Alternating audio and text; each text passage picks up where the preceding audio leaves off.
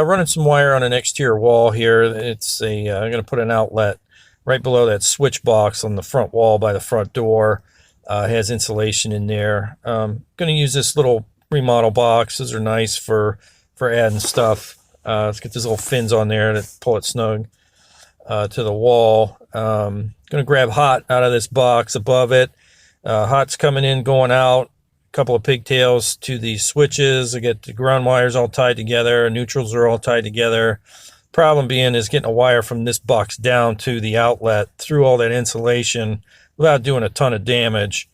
So what I did is I notched the existing box right between the two switches, got my fish tape between the vapor barrier and the back of the drywall, and slid it down, putting it through one of them back holes and trying to push through all that insulation and the plastic vapor barrier. It's pretty tough to try to do that even that short of a distance. So after I did that, it was lickety split. Got my wires in there. We'll snug up this box and tighten everything down. Those boxes, you don't want to over tighten them screws just because they'll do damage to the box and the drywall.